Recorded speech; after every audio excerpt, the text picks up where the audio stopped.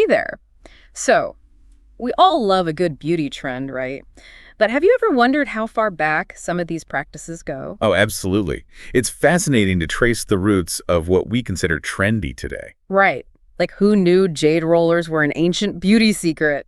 Today we're diving deep into the world of beauty from ancient China to, yes, even TikTok. Talk about journey through time and trends. Should be fun. Totally. We'll connect the dots between ancient practices and those targeted ads popping up on your feed. I love it. It's amazing how much those ancient practices still influence what we see today. Exactly. Speaking of ancient, let's start with ancient China. This Times of India article I found is packed with beauty secrets. They even considered green tea a beauty elixir. Green tea makes sense. TCM, traditional Chinese medicine, has always recognized its power. PCM. Okay, so there's that connection between inner health and outer beauty again. Oh, absolutely. TCM is all about finding balance within for beauty that radiates outwards.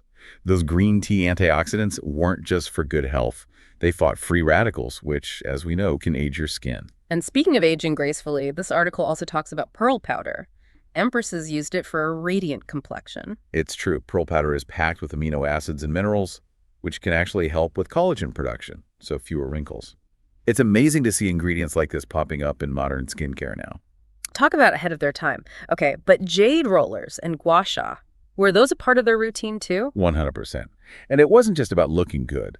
Jade was seen as a symbol of purity, promoting balance and energy flow. But there's a practical side too. Jade rolling, for example, stimulates lymphatic drainage. Okay, but for those of us who don't speak beauty guru, what exactly is lymphatic drainage? Think of it as your body's drainage system. It flushes out toxins and waste. When it's sluggish, you get puffiness, dull skin, even breakouts. So jade rolling is like a mini massage for your face to get things moving. Exactly. Then there's gua sha. It's a gentle scraping to improve circulation. A bit more intense than jade rolling, but it can relieve tension and sculpt the face. Wow, ancient beauty secrets right there. But let's shift gears to how these ideas of beauty have evolved across different cultures, especially in Asia. And how globalization and different cultures have mixed to shape today's beauty standards. Right, like this article I have here compares Korean and Chinese beauty standards. Both cultures put a lot of emphasis on fair skin and a slim figure, right? Yes, and that goes way back in East Asian history. Think ancient China. Porcelain-like skin was associated with royalty. It's more than just aesthetics, it's a status symbol passed down through generations. Exactly. And these ideals are everywhere. Media, advertising, even traditional beliefs. But the article also mentions some key differences between Korean and Chinese beauty standards. True.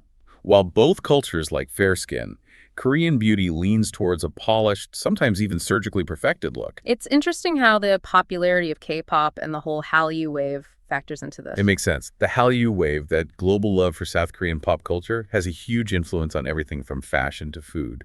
And yeah, beauty standards too. So it's celebrity and media influence on a massive scale. Exactly. When you see K-pop idols with their flawless skin and perfect features, it's bound to have an impact.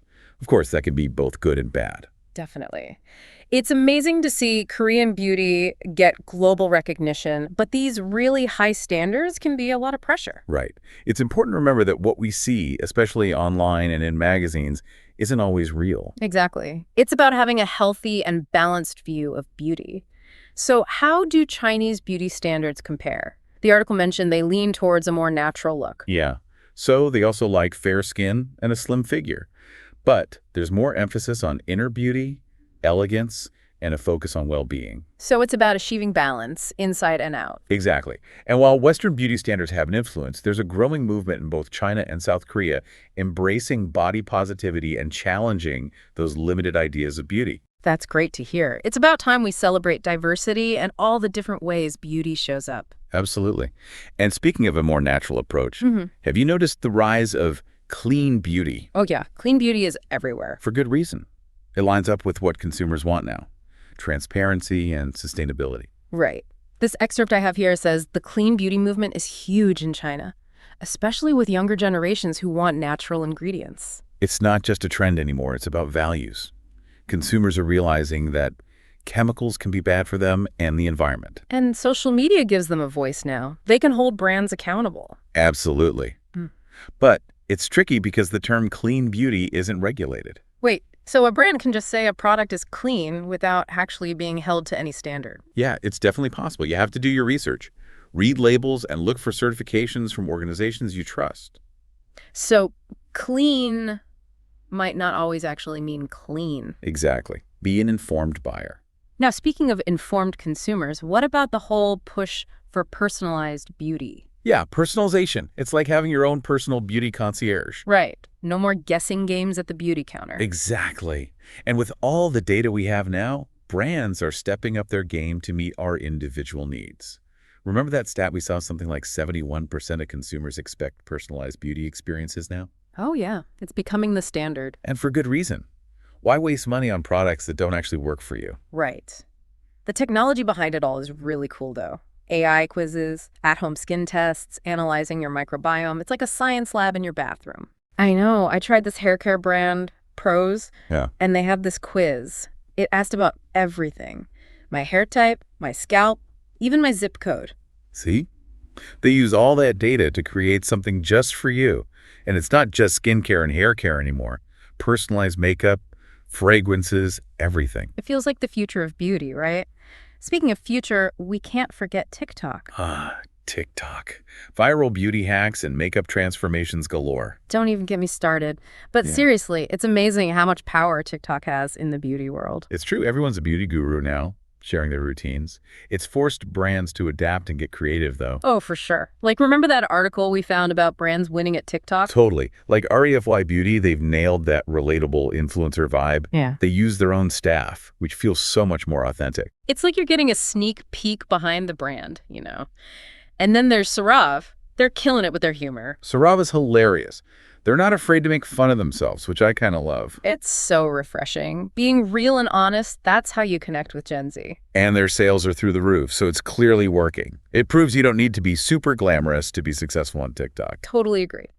Okay, but we can't talk about generating buzz without mentioning Kylie Cosmetics. Oh, right. Their whole TikTok game is about real-world events and collabs. And those limited edition drops, they know how to make you want something. Remember when they teamed up with Crumble Cookies? They used different cookie flavors to promote their skin tint shades? Genius. It was so creative. They know how to grab your attention on TikTok. Absolutely. Yeah. And then there's ELF. They've got influencer marketing down to a science. Right. They partner with up-and-coming influencers, and it feels really genuine. It fits their whole brand message of inclusivity, too. It's a smart move. Totally. And let's not forget the brands who've embraced TikTok Shop. Like Nivea. Buy it now, right from the app. So smart. It's instant gratification shopping. What more could you want? Right. Meet the consumers where they are. Exactly. And it's not just the big brands. Smaller ones like Beauty Bay and The Ordinary, they've found their people on TikTok too. It shows that anyone with a good idea has a shot on TikTok. That's what's so cool about it. I love that. Okay, we've covered ancient secrets, global trends, clean beauty, personalization, and TikTok. We've been busy. We have. But there's one more trend we have to talk about. The rise of male beauty. It's about time, right? Yeah, right. Men deserve to have fun with beauty too. It's true. More and more men are into skincare, grooming, even makeup.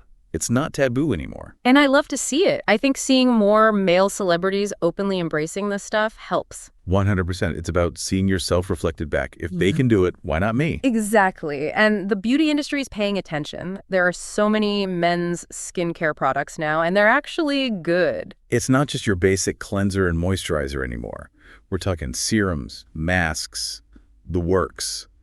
And it's going even further than just skincare. This article I have here mentions that stuff like manicures and eyebrow shaping for men is becoming more common too. Yeah, men are realizing that those little details matter. It's about looking good and feeling good. And it's not just the younger generations. The article says older men are getting interested in products for aging skin too. It makes sense. Everyone wants to look and feel their best as they get older. It's not just a women's issue. Exactly. It's about time we ditch those outdated ideas about masculinity. Right. Beauty and self-care are for everyone. It's true. It's like the whole self-care movement has expanded, finally. Totally. It's about time we ditch those old school ideas about masculinity. Exactly. Beauty and self-care are for everyone. Couldn't agree more. So we've covered so much today. Ancient beauty secrets, global trends, male beauty, even TikTok. It's a lot to take in, but it's all connected, isn't it? It is. It shows how much culture, technology, even social movements shape how we see beauty. and how those ideas change over time. It makes you wonder what's next. Exactly. Like, what kind of crazy beauty tech is coming our way? Right. Imagine AI creating personalized skincare on the spot, just for you. Or maybe virtual makeup tutorials in the metaverse. Okay, now that's next level. But I think the biggest takeaway here, even with all the cool gadgets and stuff, is that beauty is way more than just what's on the surface. 100%. It's about owning your look, feeling good in your own skin, and challenging those impossible beauty standards we see everywhere. Yes. It's about celebrating all the different ways beauty exists and saying, screw those narrow definitions. Love it. It's time we decide what beauty means on our own terms. Yes. So think about this next time you're scrolling through your feed or testing out a new serum. What does beauty really mean to you? And how can you challenge those old ideas and help create a more inclusive and empowering idea of what beauty can be? That's something to think about. This has been so fun. Totally agree. It's been a blast. Until next time. See you then. Stay curious. Stay beautiful.